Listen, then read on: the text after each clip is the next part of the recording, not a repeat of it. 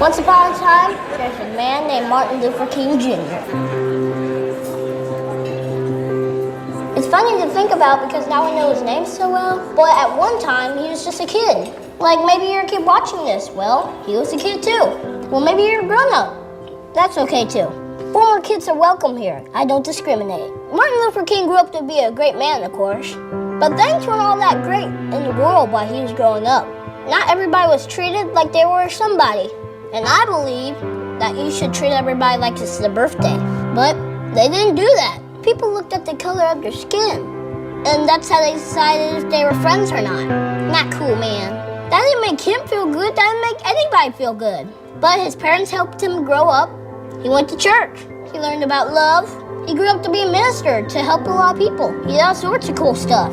He helped a lot of people learn about love too. But still, he looked around and said, things should be better. He wanted to change things, so he did stuff. He decided, instead of spreading the hate, he would spread the love. He wanted to bring people together. Where people were hurting, he stepped in to help. He marched with them, he walked with them. He walked arm in arm with everyone. Sometimes it didn't go well, but he kept going. Sometimes he ended up in prison, but he kept going. Some people didn't like him, but he kept going. Some days were hard, but he kept going. Love does that, it just keeps going, even when things are dark. And, well, I don't like this part of the story, but things did get pretty dark. Someone who didn't agree with him shot him. He died in April 1968. Now, keep pressing it. Why are you telling us this sad story? Come on. I know it. I'm sorry, but it happened. I don't like that happened. Now, I gotta tell you something. When things aren't awesome, it can be tough. And things won't always be awesome, but your response can be. Martin Luther King's response? It was awesome. Today, I just wanted us to think about this. Isn't it cool that we can change things? Like any of us, anybody. He dreamed and he changed things. And he dreamed and he kept sharing his dreams. They became not just his dream, a lot of people's dream. Like this one. I have a dream that little black boys and black girls will join hands with white boys and white girls and become sisters and brothers. That's a pretty good dream. Let's dream like that. That could change things.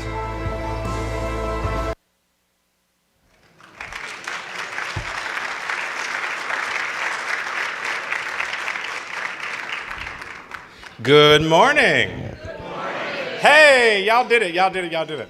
Okay, so my name is Jason Timpson. I am the director of the Office of Multicultural Affairs here at the university. My office includes our Women and Gender Center, our LGBT plus Spectrum Center, our Multicultural Center, and our Summer Bridge program. And I am glad that you all are here. So you have passed the first test, right? So this is going to be slightly different than we have done in the past. There's going to be some crowd participation, right? Again, things that you should know about me. Once upon a time, I was going to be a 5th grade teacher, right? And so averting eye contact or pretending like you are not here does not work. All right? Great. So we'll be doing lots of things today. Thank you all for coming, and let's get this show on the road. Let me press my little button. All right, so things that are important as we begin. Thing number one, again, thank you to all of you who have shown up. Things that you should know, we have sold out of seats and tables, right? As a committee, we've had lots of conversations of we have kind of outgrown this space, so what do? We're going to still be here for the foreseeable future. So again, thinking about next year, you want to buy your tickets early because again, there are folks who wanted to be here that couldn't, and we are so sorry that happened for them, right? The other thing is, this is a scholarship event, right? So that means we are raising money, and we will keep raising money from now until, right? So you're going to keep hearing me hustle for some funds because our goal is to make sure that there are folks here in Delaware County who get help and support as they go on to their college experience, right? As a part of that, at this moment in time, we have raised more money than we have raised in the last few years, right? But we're not done. Right? So if you look in your program, there are a couple of ways that you can continue to give, right? One of those ways is one of our interns, Des, designed a t-shirt. You have the ability to order that t-shirt. Again, there are a couple of different ways that the t-shirt looks. You order it, it will be sent directly to you, and a portion of those funds will come back to us. Right? The second way you can do it is Beanbag Books has partnered with us. Again, you will see them in the program as well, and we'll talk about kind of what that looks like in a few minutes here. But again, if you buy books from them, I think 15% of that proceeds will also come back to us. And the third way is you can write a check or give us some cash. Right? If you feel compelled to do that, there are a couple folks here in the space that will be able to help you with those. Again, you can give me checks or cash. Let me be the last one that you give that to. Don Chisebe will also take your cash. Chad Johns will also take your cash. And Mindy Burke, where are you? And Mindy will also take your cash. Right? So again, as you are thinking about how we support folks, again, write us a nice check, and we will appreciate those things. The other thing that's useful to know is that we have folks who have come back year after year. There are folks here who have taken a brief hiatus and now are back, and so we appreciate all of you. The last thing I will say is two things. Thing one is, as I was preparing, I have told people multiple times that I am practicing to be an old black man. And again, my practice to be an old black man is to tell stories and to talk and for people's eyes to glaze over and say, what are we still doing here, right? So again, just know that as we go today, I'm practicing to be an old black man who tells lots of stories and makes your eyes cross and glaze over. The second thing is, again, as I was thinking about what this event should look like, every year we talk about how we come to these spaces, we have these conversations, and we don't always talk about very clearly about why we do the things that we do, right? The other day I was talking to a friend. The example I gave is from probably kindergarten to middle school. We had to stand and say the Pledge of Allegiance. We had to cover our heart, right? Nobody ever told me why. It was just you did this thing. And so again, today we're going to talk about why we do some of the things that we do, right? We're going to discuss some of the things. We're going to kind of pull some things out. Again, some of those things will make you feel good and warm and fuzzy. Some of those things make you feel a little uncomfortable. Good, right? You will use all that information because it is our job to make the world a better place, right? There are lots of things that are happening in the world. It is our job to make the world a better place. And we'll talk about what that means. As you came down the hallway, you saw lots of different signs. Again, the point of those signs is to talk about the fact that you can show up in multiple different ways as we try to make this world a better place, right? So we'll talk about that more in a minute. But right now, I would like to invite our Chief Diversity Officer, Don Chisebe, up to put MLK into historical context.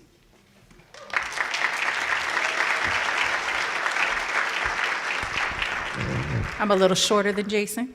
I also read a little bit more than Jason, so just work with me here. So good morning, welcome back. It's our 32nd annual Dr. Martin Luther King Jr. celebration. And for the last few years, I've been kind of coming up here, giving a little bit of historical context, and I think it's been helping. So I'll talk a little bit about that in just a moment. So today I'm gonna start with a quotation from Marcus Garvey. A people without a knowledge of their past history, origin, and culture is like a tree with no roots. This fits seamlessly into our theme for this year, growing towards justice from root to fruit. Each year, we gather to honor the legacy of civil rights and Black power activists of the past and to reflect of the work that still needs to continue the journey towards justice.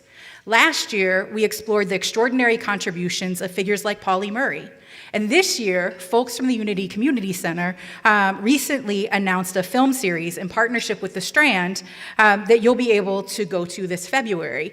There's information about it in your program, but also the Unity Community Center is here, so you can talk to them. And one of the films that they are highlighting is a film about Pauli Murray. So we've continued our discussion from last year into our discussion this year. This year, I want to highlight two pivotal figures. One that you know and one that you might not. So the first is Rosa Parks, and the second is Joanne Robinson. Rosa Parks is often remembered through a very simplified lens. She's remembered as an quote-unquote elderly woman who was tired and refused to get up her seat. That's not who she was, all right? Rosa Parks was 42 when she, yes, so I'll let y'all gasp for a moment. Okay, are we ready? She wasn't elderly, right? She was 42 years old, and she was someone who had been an activist in the movement for quite a long time, right? She had been working with the NAACP. She was working with doing investigative journalism. She was thinking about Black women who were being harmed in the US South and doing research to help their cases, right? So this is a woman who was very actively involved in the movement, and she wasn't physically tired, right? She was tired of injustice. She was tired of racial violence, and she was tired of the constant demands to defer to whiteness. I want us to continue to reflect on how, with Black history, we tend to remember things through the lens of nostalgia. This makes things more palatable for us. While what we need to do is do the work through these histories so that we can see what they really were and move forward. The second person is Miss Joanne Robinson. She's a name who is a little bit less familiar to most. However, she was the primary organizer behind what we now know as the Montgomery bus boycott. She was a professor, and she was part of the Women's Political Council. The women in Montgomery are who organized the bus boycott. So I just need you all to hear that. It was the Black women in Montgomery who organized the bus boycott. She, after Parks was arrested, mimeographed 35,000 handbills. Mimeograph, y'all remember mimeograph, right? She mimeographed 35,000 handbills calling for the boycott of the Montgomery bus system that night, right? So one night. After the success of the one-day boycott, the Montgomery Improvement Association was formed. The Montgomery Improvement Association is the organization that really ushers King into the movement, right? So it becomes one of his really first leadership movements. So the Montgomery Improvement Association was formed and the long-term boycott began. The MIA is important because of the boycott and because it is where MLK first rose to a leadership position in the movement. The boycott lasted over a year. Over a year. Okay, I need you all to sit with that. There were multiple cases that happened over a year. There were multiple times that the government, insurance agents, police, all tried to stop this movement, and they never stopped. Every time they moved forward and someone said, hold on, we'll do this, they said, that's not good enough, and they kept going, right? This is a really sustained collective action. Right? It is an action that you want to look at, that you want to study, and that you want to understand because it tells us what sustained collective action can do, right? Montgomery bus boycott, keep it in your head.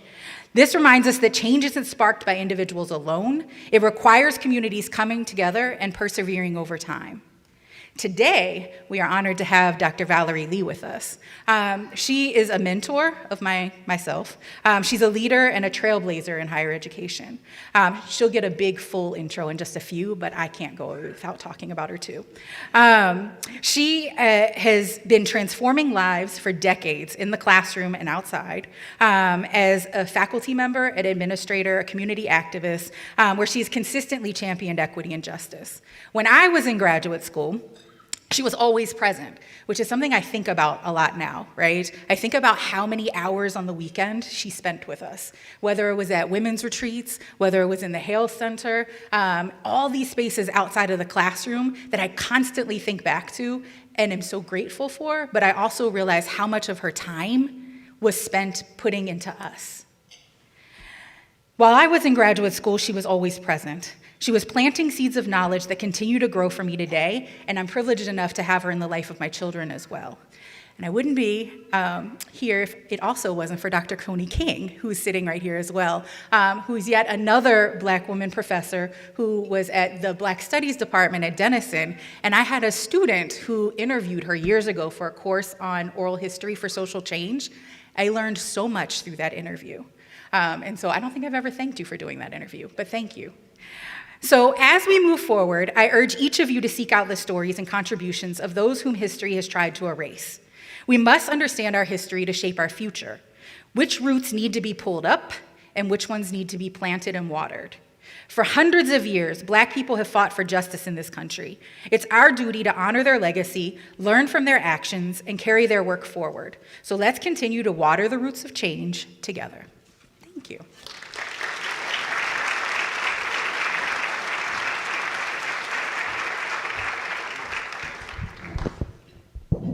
All right, so let's do a couple of shout outs. Got it? Ready? All right, so as a part of what we're doing here at the university, we are trying to bring our Divine Nine organizations back to campus, right? If you don't know what the Divine Nine is, there are 9 historically Black fraternities and sororities that were started at various universities. And again, we want our students to be a part of that experience, right? So, things that you should know, if you are a member, whether you are active or not, and you want to mentor some of our students, please get in contact with me because we need those things to happen. Right? We also know that during the Civil Rights Movement, our 9 organizations were actively involved in creating change that was supportive of what we are doing and who we are at this moment in time, right? We also know that our leaders were a part of these organizations. The first organization that was founded is Alpha Phi Alpha Fraternity Incorporated, which Martin Luther King Jr. was a part of. Any alphas in the house? Hey!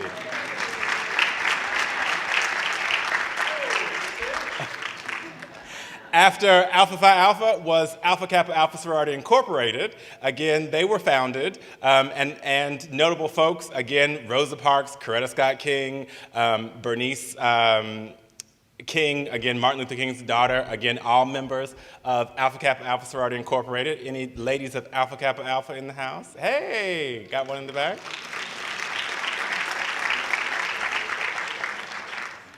You know, then they say, our good Lord rested on the 7th day.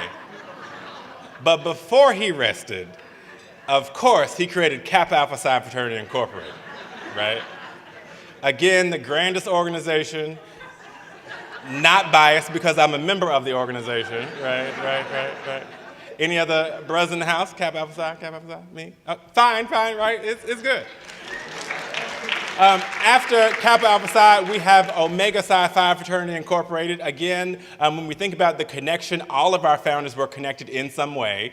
Fun story, I came home, all the men in my family are Qs, are Omegas. I came home and was like, that ain't what I'm gonna do. And again, they were like, you don't follow directions, right? How did you not follow directions? But again, Omega Psi Phi, any Omegas in the house? Cool, fine.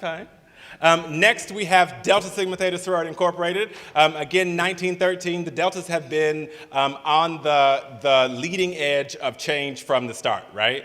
They were part of the women's suffrage movement. Again, when we think about folks who were a part of the sorority, we know that Shirley Chisholm was a member of the organization. We know that one of our justices, Ketanji Brown Jackson, is a member of the organization. And again, when we think about folks who are about uplift of the Black community, Deltas often are those who lead the charge. Any Deltas in the house? Okay. Then we have the Brothers of Phi Beta Sigma Fraternity Incorporated. Again. Oh, yeah. So when we think about those who are inclusive organizations, right, the Sigmas are that organization. So when we think about how we have shifted from where we started to where we are now, and when we think about how folks are being included, the Sigmas are always at the front of that list of those who we are including. Next, we have constitutionally bound, the finer women of Zeta Phi Beta Sorority Incorporated. Any Zetas in the house? No. Okay, so Zetas are also ones who do lots of work, right? At this moment in time, they are thinking about how they support women and maternal health, and so how do we continue to ensure that folks have what they need as we are bringing new folks into the world. Sigma Gamma Rho Sorority Incorporated was founded in Indiana, where Kappa Alpha Psi was founded, and again, when we think about what was happening at that time, the Klan was popping and running, right? And there were women who were like, we want to create an organization that thinks about scholarship. Again, the organization was started by teachers, and again, now it has kind of branched out. But again, when we think about how things started and where things were, again, the work that they did has been monumental. Any ladies of Sigma Gamma Rho Sorority Incorporated? My grandma's one, so shout out to the SG Rose. And then last, we have Iota Phi Theta Fraternity Incorporated. So the Iotas were our last ones. They came about in 1963. Again, their goal was in the middle of the Civil Rights Movement. They said, these other organizations, nice. And we know that there are things that we want to do that those organizations are not doing, and so we have the Iotas. Any Iotas in the house? No. Any Iota sweethearts in the house? Over there, we got one. So again, I bring this up because these organizations are a part of our history. These organizations are still doing the good work. And so again, these are things that we should remember and think about. We did that already. Okay, so let me see where I am. So let's continue to move forward. We know that organizations have been doing lots of things. We know that the civil rights movement was comprised of lots of folks, right? So when you sit here and you think, hey, this is the MLK, why are we not talking specifically about MLK, right? We know that MLK didn't do it by himself. We know that there were children, we know that there were queer folks, we know that there were women, there were lots of folks who were a part of this change, right? It didn't take just one organization, it didn't just take one person, it took all of us to be able to do some of these things. And we know that children were always at the forefront of what we were doing. Right? Again, I am from North Carolina. A part of what our history tells us is the four folks who integrated Woolworth, right? Again, they were college students. So when I talk to our students, they were folks who are the same age who said, stuff ain't right. How do we make that change, right? At some point, those college students had to go home. And so who took up the mantle when those folks went home? Dudley High School then stepped in after those folks did, right? So when we think about how that happens, what we need to do, again, children are at the front of that movement as well. We also know that, again, queer folks are a part of our community and have been since we started being humans. Right? As we think about the contributions that are made, we have to acknowledge the contributions of our LGBT kindred who are also a part of this movement. And white people. Hey, white people. Hey. So glad you all are here, right? And we know that white folks have been a part of this process as well. Right? Again, the things that I try to share with folks is, again, when we think about allyship, right? Sometimes when we think about allyship, it's that feel good, I showed up for folks, I went to a march, I came to a breakfast, I did all those things. And we know that it's more than that, right? These are folks who, again, the top folks are folks who gave their life during the civil rights movement. Right? Again, the first one, Viola heard the call. She drove from, it starts with an S. I can't remember. But she's the one, she drove her car in 1963, and she was like, I have a car, I can be a part of the movement. And so she went to drive people as a part of the movement. Right? She showed up to a gas station. There were some Klans members who surrounded her and had a conversation because there was a black man in the car. As they drove down the road, those Klans members surrounded her car, shot into the car, killed her. And again, the black man who was in the car was covered in her blood, so when the Klansman came up, he pretended like he was dead. Right? And so again, she gave her life. She had 5 children at home, but again, she thought the movement was more important than that. Right? We know Cheney, Schwerner, and Goodman, again, in the middle photo. Again, those were folks who were part of the civil rights movement who went missing. And again, we also know that they were killed by the Klan. The third man, Reverend James Reeb, he got the call from MLK, right? So MLK said, clergy, we need y'all to come on down here and be a part of this movement. As a part of your homework, in your program, there are lots of things for you to do. Lots of podcasts, lots of reading. Reverend Reeb is in the podcast called White Lies, right? So again, as a part of your homework, listen to the podcast of White Lies, right? It talks about what that experience was. It talks about how he was murdered. It talks about how folks in town knew what happened, right? But again, it was that code of silence. And so again, there were investigative journalists who uncovered those things. And last, anybody know who this is? Joan, right? Joan is still alive. She was a white woman, as you can see. She was from a very conservative family. She went to Duke University her first year of school. At Duke, there was lots of women who were doing the sorority recruitment, sorority rush. Her and her roommate went to that event. They were like, this ain't really for me, right? They then went to an international event, and folks at the university heard about them going to the international event. So they sent counselors and said, y'all all right? Because again, y'all are white women, and so you're supposed to be over here and not with those international folks. She also heard the call of the civil rights movement, and she said, hey, I'm going to go help. Her parents said, no, you're not.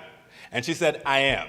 Right? So again, she left, was arrested a few times, and enrolled in Tougaloo College in the South. Her reasoning for in going to Tougaloo is because she said the University of Alabama has integrated. Again, there were all kinds of things when the black students were there, so I wonder what the experience would be like when I go to a black school.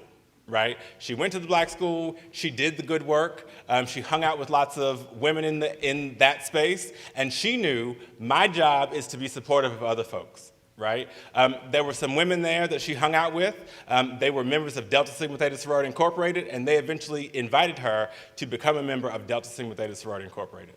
She is still an active member. She is still doing all kinds of things. After that movement, she then lived her life kind of in silence. One of her children was in the basement going through files and found her mugshot and was like, Ma, is this you?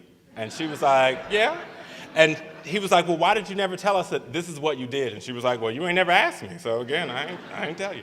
And so again, she is still doing the good work. But again, the point of all this is, again, when we think about how we show up, it's not always the good, easy things. Right? There are some times that we have to give up time, resource, standing in the community, and sometimes our lives to promote justice for all. So let's continue to move. We are now going to think about folks who have transitioned before us, right? We don't exist in this space alone. We all stand on the shoulders of folks before us. And so we're going to invite Ms. Francine Butler up to do a presentation about our ancestors.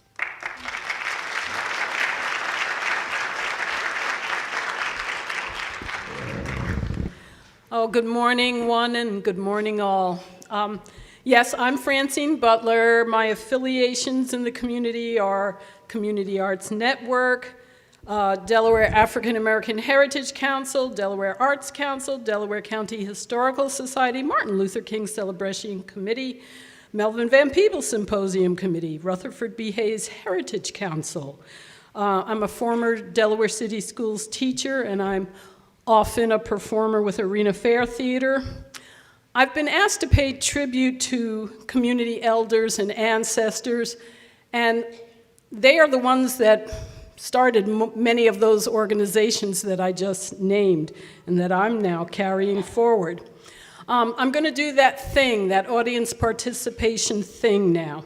If you have spent 50 years or more living in your body, please stand. If you cannot stand, raise your hand.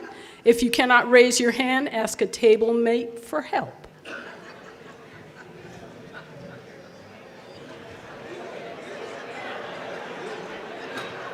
All right, these are the people that we honor for their service to the community. We appreciate your years. You may remain standing or with your hand raised if you have spent 60 years or more living on the earth. 60 years or more living on the earth. We thank you for your service to the community, and we honor your years. Please remain standing or with your hand raised if you have made 70 trips around the sun or more. Thank you for your service to the community, and we venerate your years. Please remain standing or with your hand raised if you've spent 80 years or more accruing wisdom. Accruing wisdom.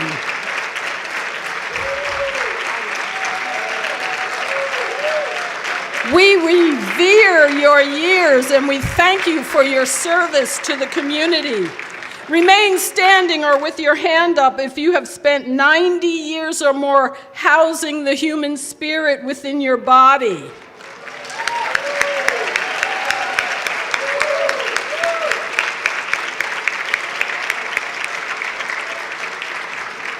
Okay, these are our esteemed elders, and we thank them.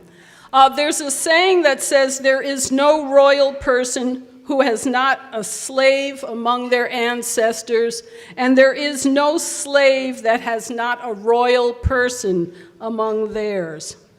Whether we lose our beloved elders to natural causes, natural cataclysms, or human-caused cataclysms, the personality traits that they have passed down to us and the leadership skills that they have taught us, those things don't go away. Those things remain with us. So we're grateful for the gifts given to us by our ancestors. We honor them, root to fruit, with this libation.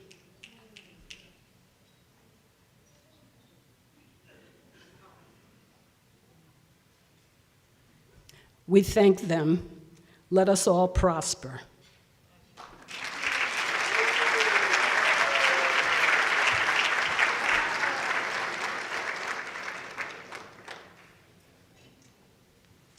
All right, so we know that there's a long history of song, right? So we are going to invite, of course, our favorite. They will be singing a couple of selections. One of those is Lift Every Voice. Again, the lyrics are in your program if you would like to sing along, as you could or should.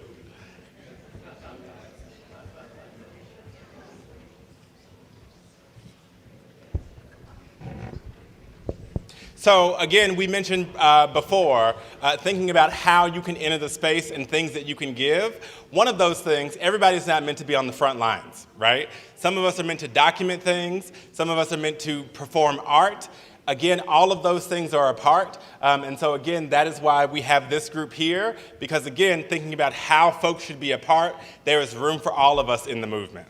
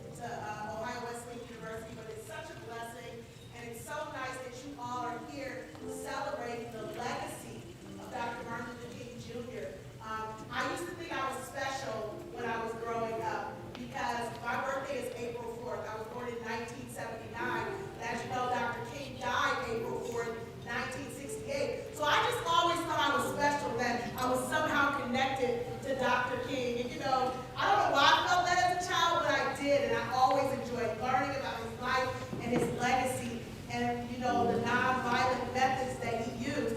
And so it is a privilege and a joy now to be a teacher and to teach young, impressionable minds who just want to do well. There's nobody who's born racist. There's nobody who's born prejudiced.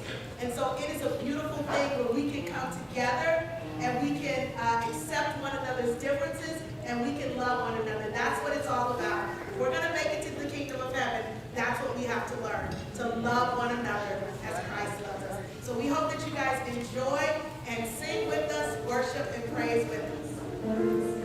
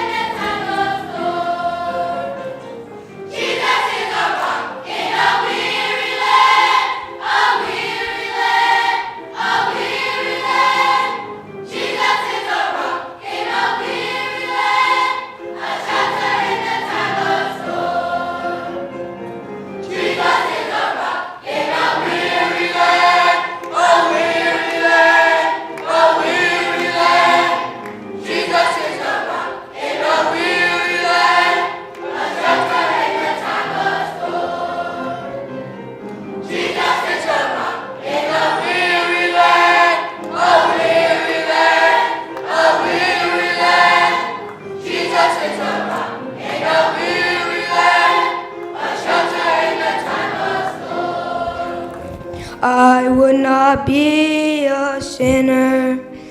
I'll tell you the reason why.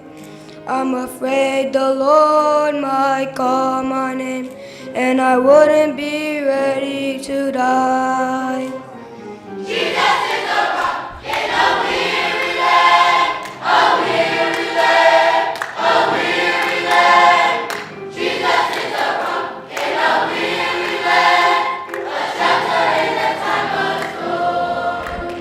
I would not be a backslider. I'll tell you the reason why. I'm afraid the Lord might call my name, and I wouldn't be ready to die.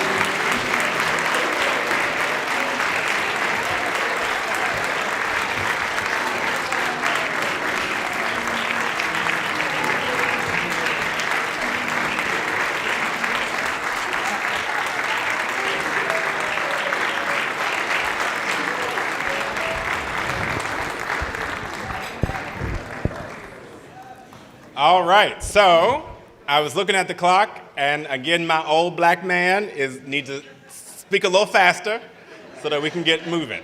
All right, so we know, again, from root to fruit, that is going to be our fruit, right? So again, as we are creating the world that we want to live in, know that we are leaving it for people who come after us. Now, let's have our invocation by Mr. Mark Butler.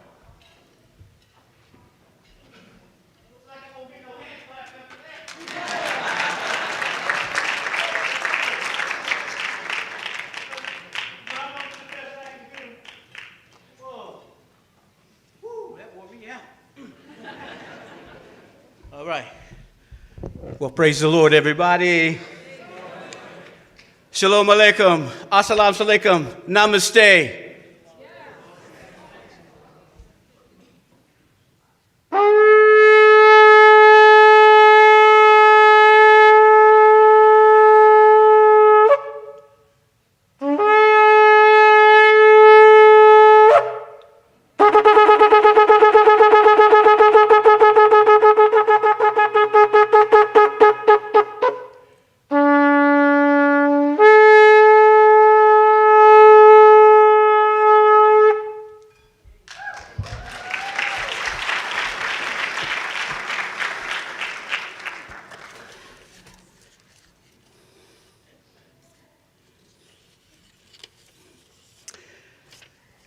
As we wake up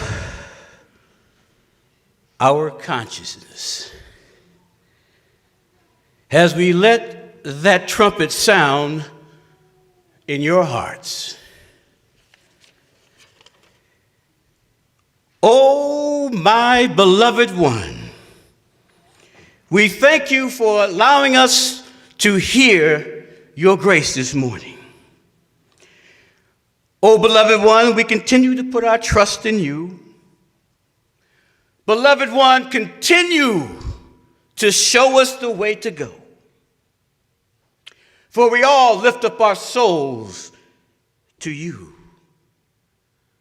Oh, beloved one, rescue us from all of our enemies.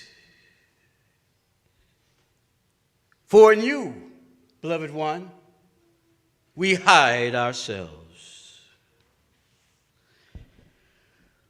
Oh, beloved one, we welcome your holy presence within our hearts. Oh, beloved one, continue to fill us with thy presence today. Oh, beloved one, continue to speak, move, shape, and mold us for community service. Let the Spirit of our beloved one heal our mind, our bodies, and our souls. And in that name of our beloved one, say amen. Amen. Say amen. Amen. And amen. Thank you.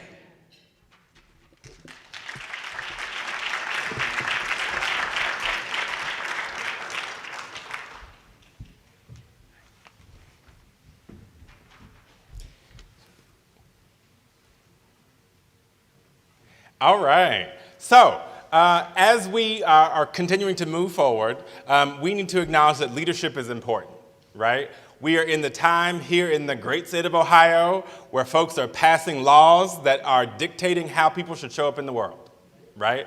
As somebody who does diversity, equity, and inclusion work, some days I come to work and say, ooh, am I going to have a job today? Because again, that is real life of where we are in this time and space, right? And so for me, I'm appreciative that we have a leader who has very openly said that, again, diversity, equity, and inclusion is going to be the cornerstone of what we do here at Ohio Wesleyan.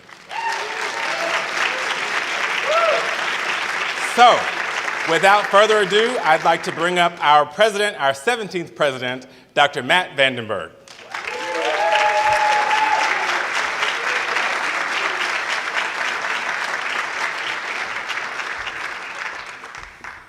Well, good morning. Welcome to Ohio Wesleyan University. Today, as history unfolds, we find ourselves at a crossroads, one that calls us not just to bear witness, but to act.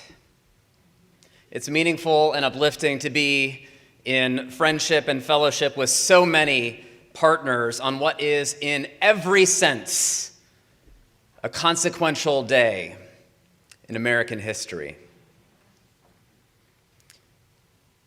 This is also a day for deep introspection. In our nation's capital, a crowd is gathering to inaugurate a president. Here at Ohio Wesleyan and across this land, we and countless others are gathering to inaugurate in our souls a renewed understanding of justice.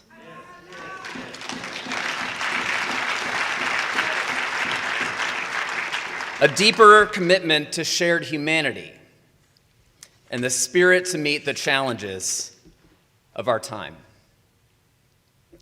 We are a nation experiencing the agony of twin disasters. For the past 2 weeks in greater Los Angeles, wildfires have ravaged parched lands and decimated entire communities, kindled by climate change. Despite the best efforts of many heroes, the flames rage on with no end in sight. For many, those devastating fires conjure memories of another painful blaze. Some 60 years ago, also in LA, the Watts riots ignited, kindled by systemic inequality and racial injustice. Now, after 6 days, relative peace would return to Watts.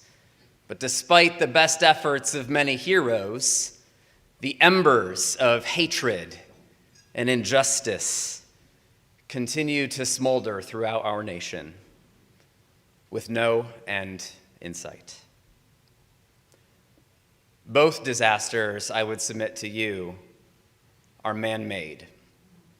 Both leave us to ask, what will we do to change the conditions that we ourselves have made? History reminds us that the fires of destruction and the winds of change can actually work hand in hand. Injustice requires justice. Justice requires growth. And growth requires action. At Ohio Wesleyan, we believe that we can't merely react to challenges. We need to create solutions to those challenges. We grow toward justice by nurturing the roots of our values, values like boldness and kindness and innovation, so that we can bear the fruit of meaningful change. And as we're learning, growth is never passive, is it? It's a fight. It's not a fight against people, but for principles, like centering each other's humanity, especially when we disagree vehemently, like expanding educational opportunity instead of clinging dogmatically to our traditions, like building bridges when the convenience of exclusion beckons us back to our comfort zones. At Ohio Wesleyan, we choose to fight in at least 3 ways. First, we seek to democratize access to a national liberal arts education through programs like the Delaware County Promise, because educational opportunity is not a privilege for the few. It's a right for all.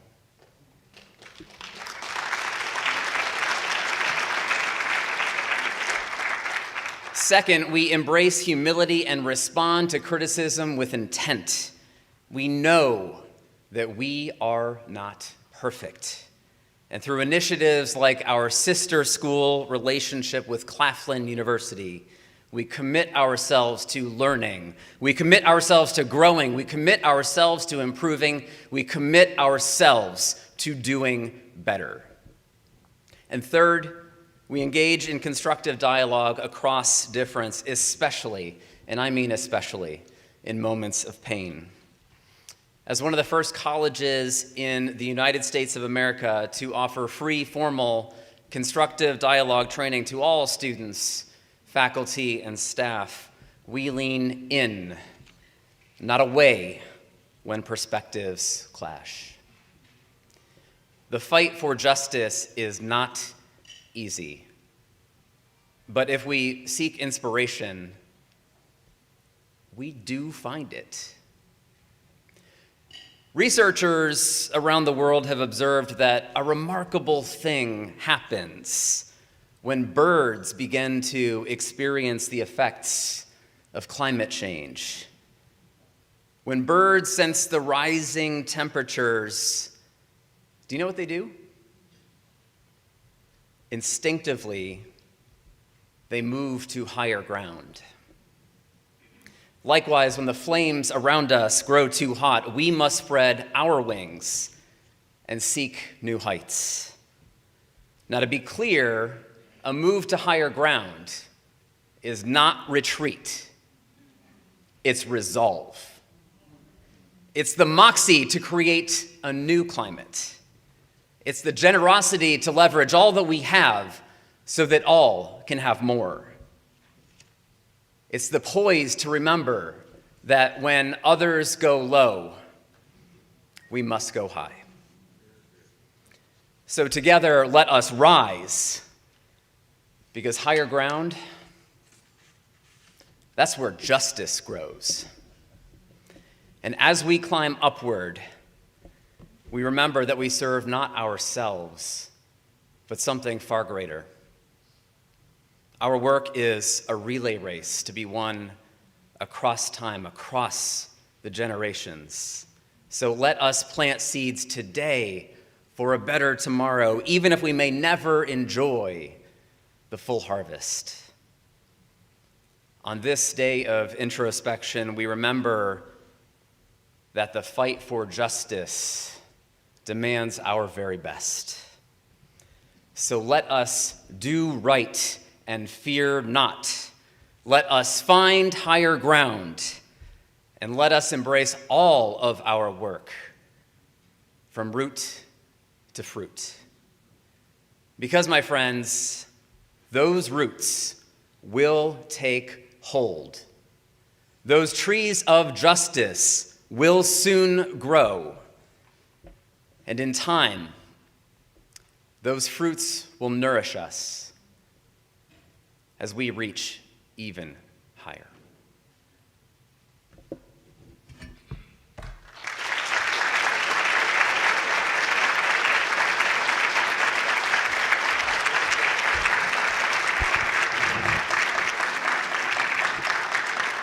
So, as you all know, black folks are incredibly resilient, right? We don't have no choice but to be. So, as a part of that, we always, and again, we can hold pain and joy at the same time, right? And again, as a part of our history, we like to do things, right? Everything for us is not always written down, but sometimes we get it through poetry, we get it through painting, we get it through the arts, we get it through song, we get it through all of those ways, right? And we need those things to continue. So, in that fashion, we're going to invite up Delaware County resident Alfred Thomas to do a spoken word piece.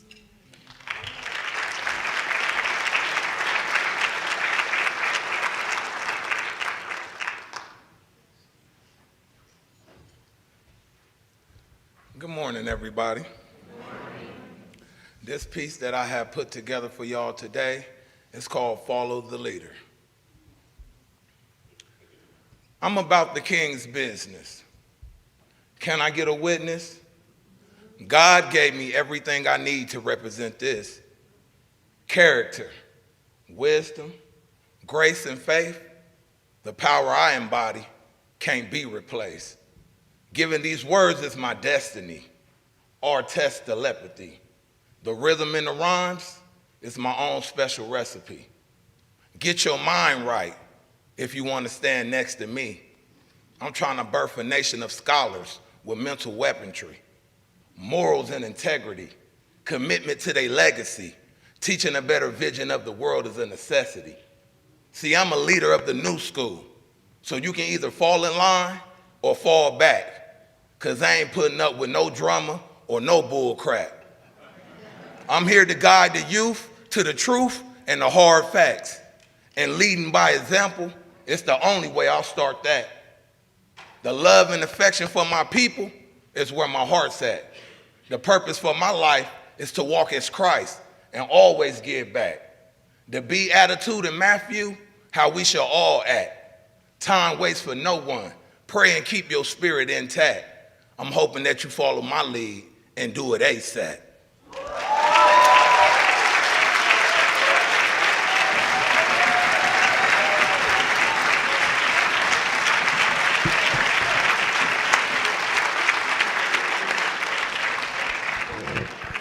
So I said it once and I'll say it again. As you know, this is a scholarship event, and we need your money for that scholarship, right? We are going to now bring up Jen from Delaware County Schools. And again, we will have some of our scholarship recipients from this past year, and then we will also have our resolution from the community.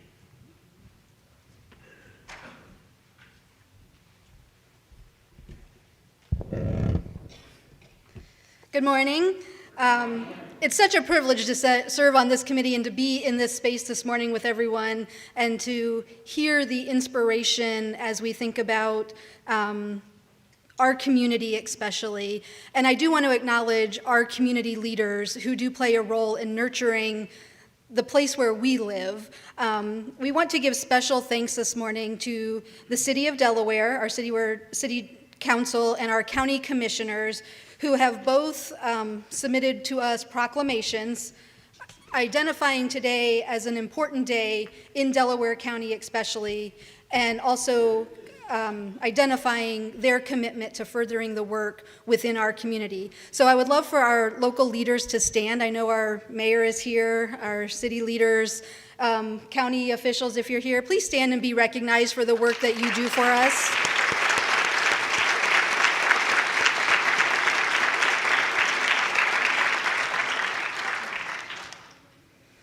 And as Jason noted, this is a scholarship event, and I get the pleasure of chairing the scholarship committee. It's an honor to recognize our 2024 recipients. Each year, the committee receives applications from a number of students within Delaware County and specifically looks for those who exemplify the ideals of Dr. King and is looking to further the work of Dr. King in their own lives and their own generation. One of our recipients, Kaylin Huber, is a Big Walnut graduate. She's attending classes today at Middle Tennessee State University. Kaylin's beginning her second semester. She is studying music theory and history. She's very active on campus, and she wanted me to, on her behalf, thank the community for supporting her education and allowing her to be fully engaged in what she's doing at Middle Tennessee State University. Our second recipient, Emifa, is here with us today, and rather than me tell you what she's doing, I have asked her if she will say a few words and let you know how this scholarship is helping her be engaged at her university.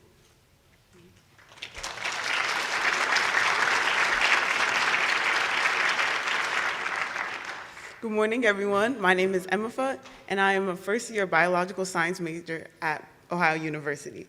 I'm a part of the Early Assurance Program, and I plan to be there for the next 7 years to become a family physician and to work as a pediatric doctor. During my summer months, I intern at the CDC, and I work to try to foster a sense of belonging in public health for high school seniors in Atlanta, Georgia. And I'm just very grateful to the Scholarship Committee for this opportunity. Thank you very much.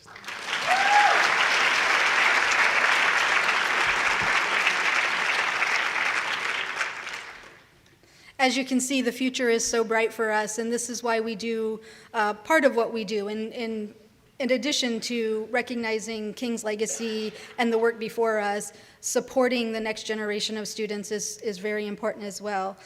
As Jason noted, within your program, there are many ways to contribute to the scholarship fund. You can do that directly. On January 24th, this coming Friday, Beanbag Books will be holding a full-day fundraiser to support the scholarship as well. All purchases made on that day, some of the proceeds will come back to us, as well as the sweatshirt and t-shirt fundraiser that's available within the program. So we just ask that you think about helping to nurture the fruit, which is what these folks are for us. So thank you so much for your time, and thank you, Emma, for being with us today.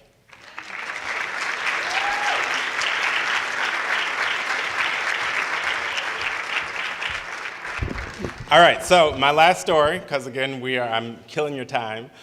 So once upon a time, I was in my office and there was a student who said, "Hey Jason, you do public speaking a lot. How did you get into that?" And I said, "Well, I grew up AME, right? So shout out to all the AMEs. And my grandma, who is still a part of the church, would always say, oh, if somebody's not going to do it, Jason will do it, right? You need somebody to pray, Jason will do it. You want somebody to read scripture, Jason will do it. You want somebody in the oratory contest, Jason will do it, right? So I would not be who I am if I didn't pass on that legacy to other folks, right? So again, I'm going to welcome up two of our up-and-coming leaders on campus. Again, when I told them that they were going to do this introduction, they were like, are you going to ask me? And I said, no. You're going to do it. You're going to do it. So they are a little bit nervous, but it'll be great. So let's welcome up Ali Badger, who is the president of Battling Elite Stars, and Des Derillian, I got it right, who is the president of Sisters United.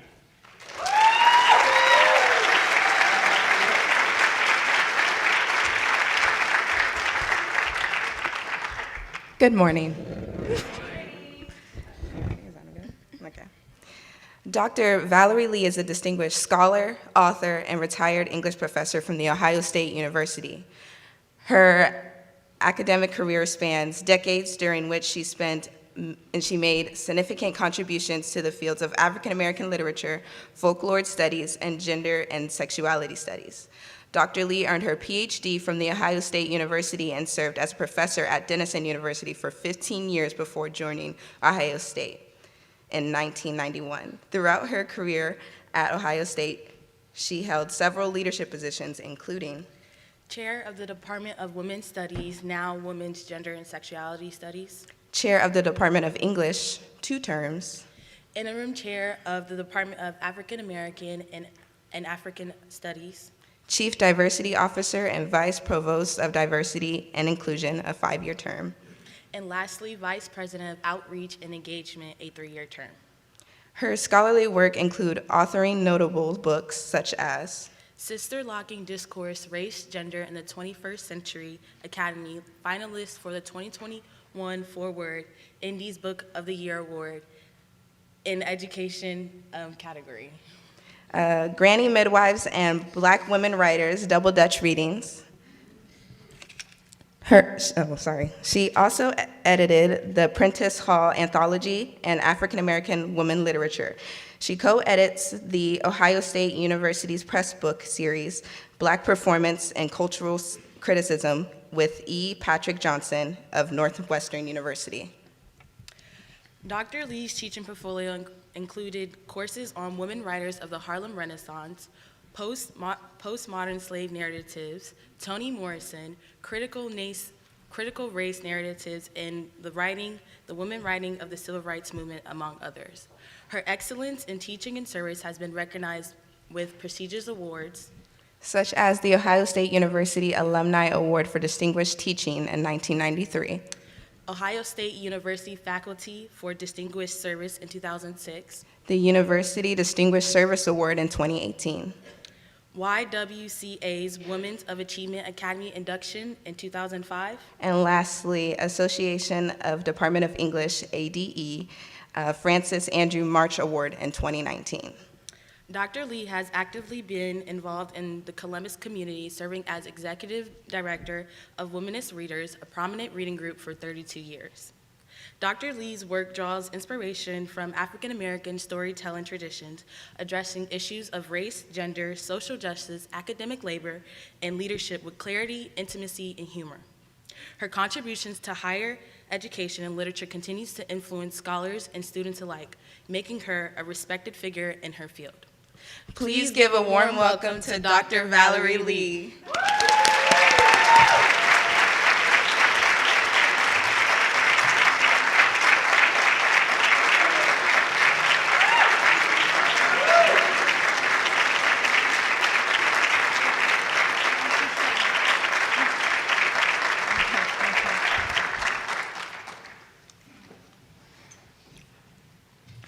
Thank you. I have truly enjoyed this program thus far, and I want to thank Professor Don Giuseppe and the celebration committee members and all the event sponsors for the invitation to speak here this very cold morning. As someone who taught at Denison for 15, 16 years, I want Dr. V to know that there is something about Ohio Wesleyan, a sister school in the Great Lakes College Association, that feels like home to me. Your chosen theme is growing towards justice from root to fruit. What better opening performance than to hear the young voices of Columbus Adventist Academy singing a spiritual and singing the Black National Anthem, Lift Every Voice and Sing.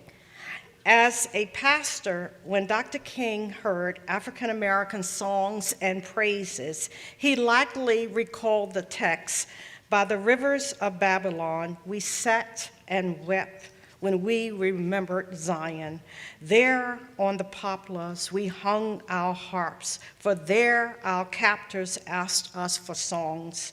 Our tormentors demanded songs of joy. They said, 'Sing us one of the songs of Zion.'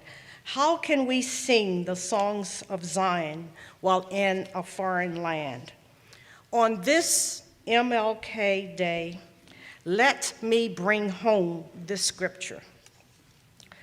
By the rivers of the Mississippi, we sat and wept when we remembered Africa. There on the magnolias, we hung our banjos, for there our masters asked us for songs. Our captors demanded songs of joy. They said, 'Sing us one of the songs of Abyssinia.' And we sang our sorrow songs, our spirituals, our Black national anthem in a foreign land. The Israelites couldn't sing songs of Zion in a foreign land. African Americans sang their songs and encoded in those songs a double message, where Canaan became Canada and the Jordan River became the Ohio River. Rather than saying that it would have been better to die in Egypt than face the Red Sea, we have ancestors who sang, 'Before I be a slave, I'll be buried in my grave and go home to my Lord and be free.' I want to go back in African American history so that you can better feel what it is like to grow toward justice from root to fruit. As a professor of literature, I want you to note that this year's theme is a literary metaphor. Justice is a seed that can be planted and nurtured in the soils of our hearts and minds and daily activities. We must allow the seed to break up uncultivated ground. To this metaphor, what I'm going to do in the next few minutes, I'm going to add a slave narrative, an autobiographical note, and end with a poem. I'm a real professor of literature. Let me start with the slave narrative, because it is indeed a root to fruit story, a literary narrative. It's a story of a woman born in 1818. It is the story of Harriet Jacobs. This is a true story. It is a nonfiction narrative. It is a slave narrative. Now, I know that most of you are probably most familiar with the slave narrative that was written by Frederick Douglass, because that particular narrative is well known. It is heavily canonized. But there were hundreds of slave narratives that were written, even though it was illegal for slaves to read and write. Many slaves managed to do so and have left us records of their bondage and their deliverance. So I want to share this story that is a complementary story to Frederick Douglass's story of this woman slave who was living under trying circumstances, who wanted freedom and justice for her children, and not just for herself, but also for her children, and she had to wait a long time to see the results. Her slave narrative is truly a story from root to fruit. Her real name is Harriet Jacobs, but because it was illegal to read and write, she had to use a pseudonym, and the pseudonym that she used was Linda Brent. So sometimes I may say Harriet, and sometimes I may say Linda. It's all the same woman, okay? The book is called Incidents in the Life of a Slave Girl. One of the book's famous lines is, "Slavery was cruel for men, but even worse for women." So Linda/Harriet, in her teens, faced a dilemma. Which master would be the worst rapist? There were two white men. One was her legal master, and his name was Dr. Flint, and the other one was a powerful white neighbor. His name was Mr. Sands, who one day, by the way, would become a congressman. Both were interested in her and could take her at their will. It was legal to do so. So Harriet/Linda had to choose her poison. It was a no-win situation. Here you have Linda as a smart young girl, soon to be forced into motherhood. She yielded to the man that she thought would likely free her children. She chose Mr. Sands, making Dr. Flint furious. She gave birth to 2 children, but as time passed, she saw that despite everything, she was going to face severe penalties, and her children were likely to be sold. So what she did was she faked her escape. She hid in her grandmother's shack, in the attic of that shack, in a crawl space in that attic. And she hid in that space for 7 years. For 7 years, all she could do was crawl. She could not stand up. She could see her 2 children through a little peephole in the wood, but she couldn't say anything because she couldn't give herself away, of course. She wanted her master to think that she had indeed escaped to New England. In fact, I have here the actual runaway slave ad that Dr. Flint printed at that time. And it says $300 reward, which was a lot in those days for a woman. Ran away from the subscriber, an intelligent, bright mulatto girl named Linda, 21 years of age, 5 feet 4 inches high, dark eyes, and black hair that's inclined to curl. But it can be made straight. Has a decayed spot on a front tooth. She can read and write, and in all probability will try to get to the free states. Harriet Jacobs stayed in that crawl space, and she called it a loophole of retreat. And that's why if you were to read the literature by a lot of African American women writers, they use that metaphor, loophole of retreat, to mean that maybe we all need to, at some point, have a loophole of retreat. But here's today's message for the MLK Day. If Harriet Jacobs could live in a crawl space, stooped over for 7 years, then maybe I can learn to pursue justice and freedom in the small ways that good civic responsibility entails, whether it's through civil and human rights, environmental justice, housing and income inequities, reproductive justice, whatever. If freedom costs one woman 7 years in a crawl space, what am I willing to do for freedom? Harriet Jacobs was the epitome of what Dr. King meant when he said, if you can't fly, then run. If you can't run, then walk. If you can't walk, then crawl. But whatever you do, you have to keep moving forward. I don't have time to tell you the rest of the story because I want you to read the book, okay?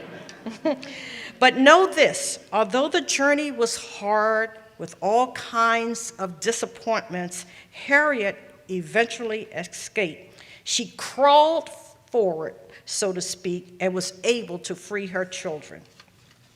Let me add to Harriet's story an autobiographical note, a 20th century story from my own experience teaching hundreds of graduate students. It is the story of a Black woman sitting in a class in Columbus, Ohio, who argued that she had made it from roots to fruit, even if we professors did not think so. I first worked with this student when she was ABD. That stands for all but dissertation, and that means that the student has finished all of the classes required for the doctorate, and the student has taken the general examination, the candidacy exams, and the student has passed the prospectus session and everything. All they have to do is write the dissertation, and that's when I met her. And so now it was time for the dissertation defense. And this graduate student did 3 things to turn the table on us professors. First of all, she changed the venue for the exam. She placed it on her own territory. She said, if I have to defend my dissertation, I want to do it at the Frank W. Hale Jr. Black Cultural Center. Okay, when we heard her say this, here's what the problem was. We would have to walk across campus, and those of you who've been on the campus of The Ohio State University, they have over 500 buildings, okay? And we were sitting in the building of the English department. It's called Denny Hall, and it was a good ways from where she was talking. Of course, they have campus buses, but as professors, you know, we didn't want to crowd ourselves on the buses with the students. And so we had to walk, and there were 3 white professors and 2 of us Black professors on this committee. And even though the white professors had to take out the university map to find out where the Black Cultural Center was, I'm glad to say that I at least knew where the Black Cultural Center was. So we walked over there, and it was time to begin the exam. And so we told her, well, we need you to tell us something about yourself. I remember her name. I just don't want to call it because now with everything on YouTube, and, you know, you don't know what programs get presented where in the world. But we asked her to tell us something about herself. Usually when we begin these exams and we ask students that, they think that we want to get to know them better. But what we are really doing is we want to give them a little time to get comfortable before we start asking them the hard questions about their dissertation. So we want to give them a chance to oil their voices, so to speak. Now, this is the second thing the student did. Remember, firstly, she changed the venue. And then she told us, when we asked for a brief bio, she told us this gripping, compelling story. She said, and I'm paraphrasing her now, as you know, I'm coming to grad school late in life. Before coming here, I served this country in the Middle East in the Army. I have been in real warfare. I know what it means to literally fight for democracy. I am the daughter of a man who was born right before slavery ended. I am the product of his third wife and the youngest of 12 children. Now, when she told us that, we professors, we started trying to verify the math whereby that could be true. Because many of us have grandparents who were born shortly after slavery ended, who then lived long enough in the 20th century to share their experiences with us. But here was this student, this woman, claiming her father had been born before Lincoln signed the Emancipation Proclamation. After first changing the venue and then sharing that she was both a veteran and her father was born a slave, she made one third move. She asked us if we knew the name of the room in the Black Cultural Center where we were seated. Well, it was called the Hall of Fame room. And there are large pictures. I can tell some people here have been in that room. There were large pictures of Black women who have been a part of various freedom struggles. The student insisted that we look at the wall before beginning her exam. When we looked at the wall, we saw a picture of Sojourner Truth, and I could hear the boldness in Sojourner's voice when she asked, "Ain't I a woman too?" Then beside Sojourner was a picture of Harriet Tubman, and I could hear the earnestness in Harriet Tubman's voice as she declared, "If I could have convinced more slaves that they were slaves, I could have freed thousands more."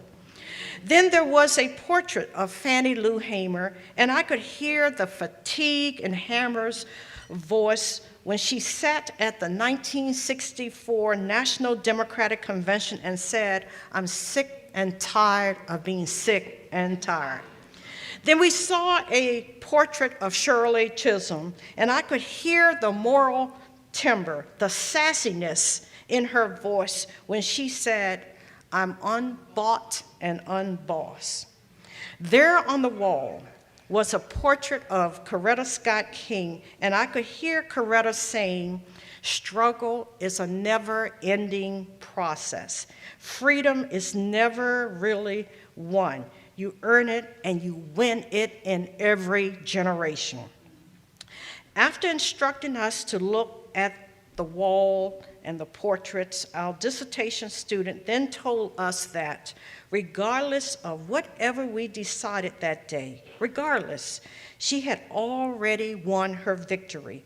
Her life was already rooted in the women on the wall, and she had already flowered, whether or not we passed her dissertation defense. And even though she had taken a long time and was in the program as an older student, she reminded us that Anna Julia Cooper, famous for the line, "When and where I enter, the whole Negro race enters with me," who was born in slavery in 1858 in Raleigh, North Carolina, finished a degree in mathematics at Oberlin College, another sister school of OUU, and then completed her PhD at the Sorbonne University in Paris when she was 66 years old. After this intro, we professors were too humble to do anything except pass the student who sat before us. The wall portrait, Sights of Memory, spoke volumes for what she was arguing in her dissertation on Black rhetorical voices. Today, we celebrate one such voice, Dr. King's voice, a mighty voice who declared that everybody can be great. You don't have to have a college degree to serve. You don't have to make your subject and verb agree to serve. You only need a heart full of grace and a soul generated by love. In so many of King's speeches, he speaks of the delicate dance between grace and justice. In 2013 in Columbus, a 500-plus person audience assembled to celebrate King's legacy at the King Center. And her community leaders read one paragraph each from King's letter from Birmingham jail.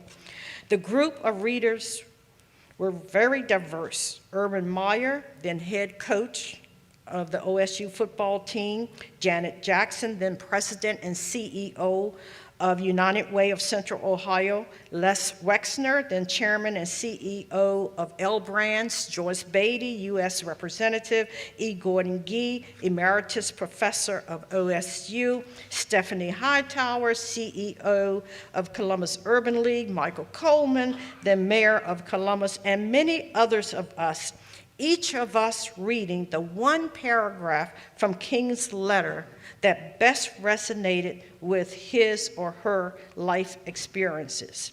It was a moving event because the Birmingham letter is the one that describes injustice anywhere is a threat to justice everywhere.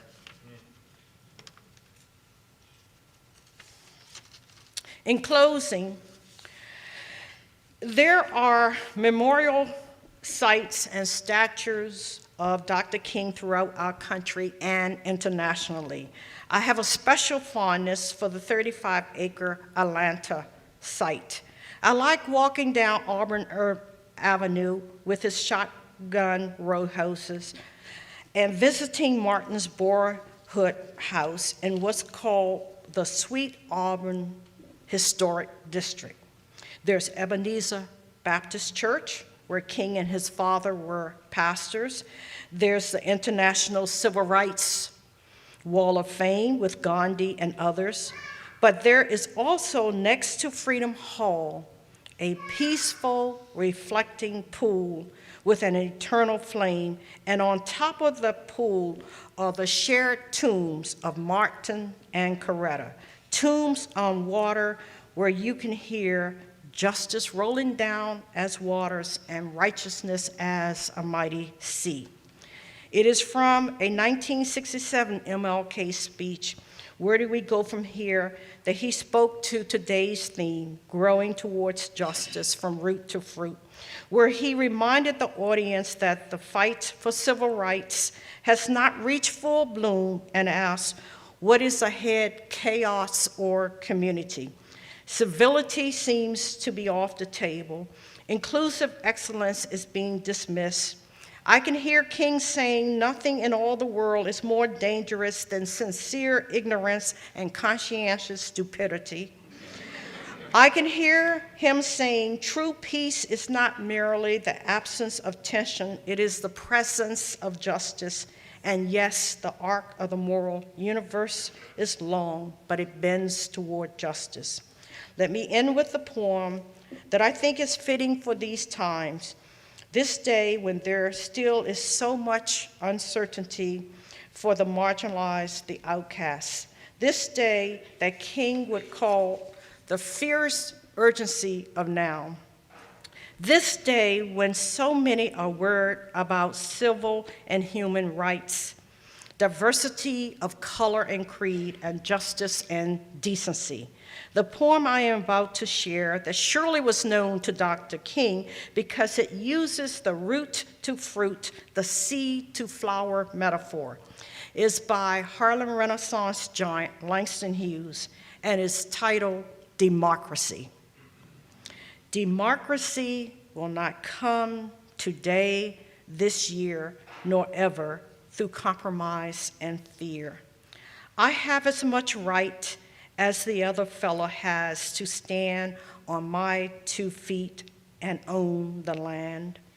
I tire so of hearing people say, let things take their course, tomorrow is another day. I do not need my freedom when I'm dead. I cannot live on tomorrow's bread. Freedom is a strong seed planted in great need. I live here too. I want freedom just as you. Today is a great day with many expectations. Something is about to kick off that will change the lives of many, certainly those in Ohio. Today we reflect on leadership, unity, and a collective, cohesive team spirit. I am not sure what event you think I'm talking about. But today, we will watch the Ohio State Buckeyes win the national championship.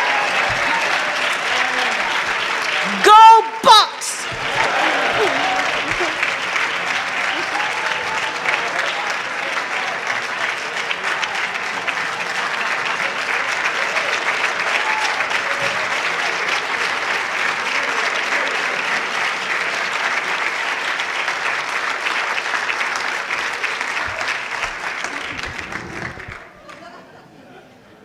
Thank you, Dr. Lee. Okay, so we're rounding the corner. As we round the corner, let us welcome our university chaplain, Dr. Chad Johns.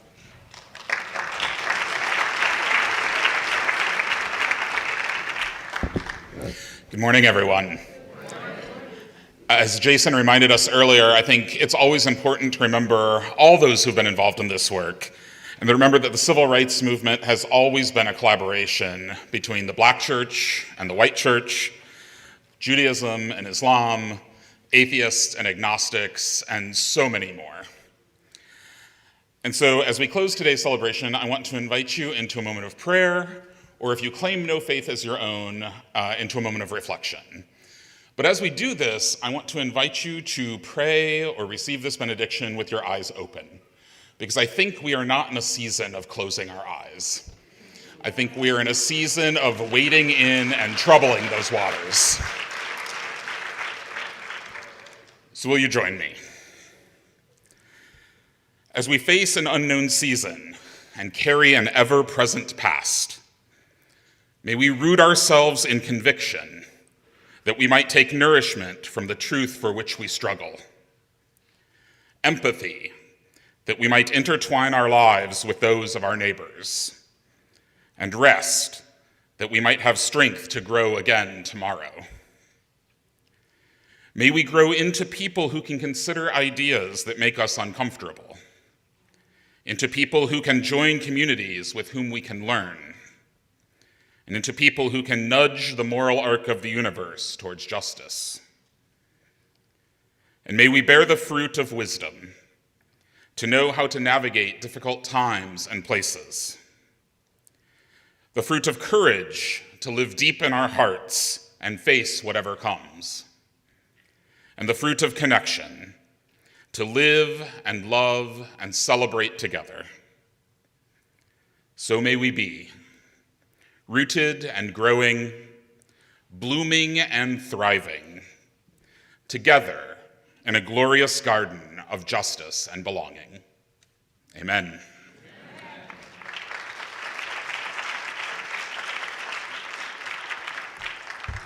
All right, so thank you for being so patient with my old black man and my rambling, right? Before we are done, I need to do some thank yous. So first up, if you have been on the MLK committee this year, please stand.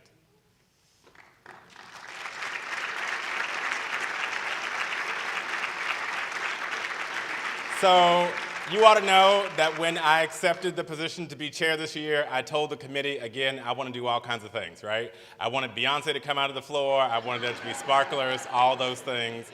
And again, I urged them to reel me back on things. And so again, they were able to reel me back. This is a collaboration between our university and Delaware County. And so again, we need all of you to be a part of this committee at some point in some way, right? I will not be chair next year. One of you will be chair next year, right? So again, if you are interested in joining the committee, we need more folks from the community to be a part of our group. And so again, you're welcome to email me. I will give you a card and welcome you into the fold. Also, folks that I need to thank, Mindy Burke, thank you so much. Again, we have changed the way we did ticketing this year. Mindy has been on the forefront of that, so thank you so much for that.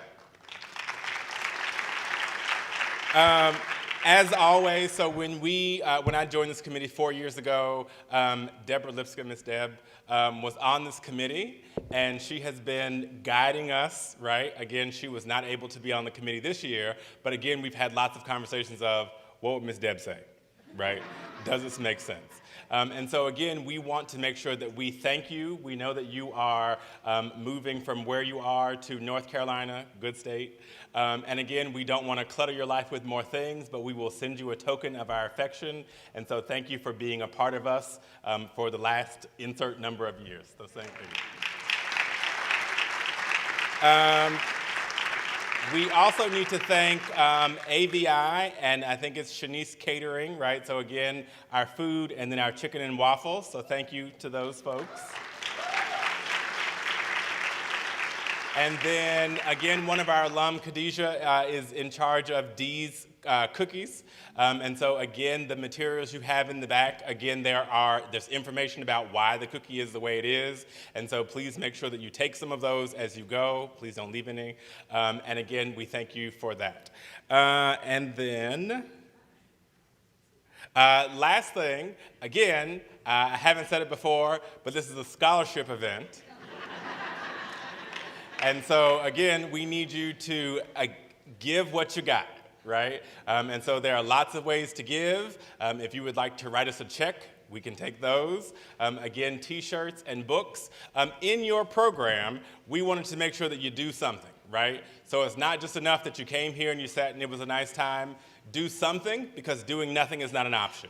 So the Seeds of Brilliance, again, there are suggestions, right? There are books, there are articles, there are podcasts, there are lots of things that you can participate in, right? There are things that you can show up to. So Delaware County has things, Ohio Wesleyan has things.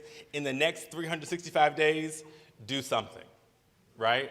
As you are doing those things, don't forget that rest is a part of the things that we need to be doing, right?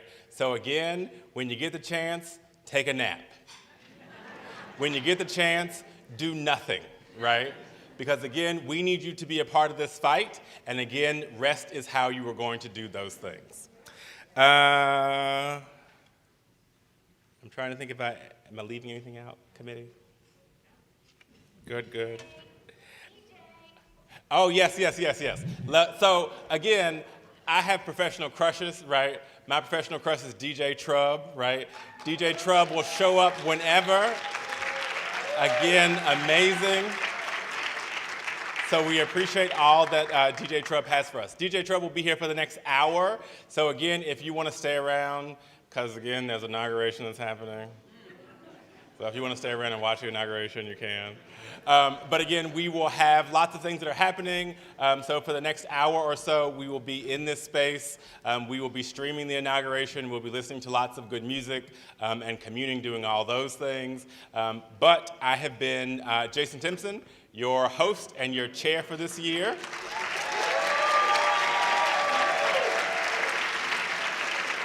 Thanks so much.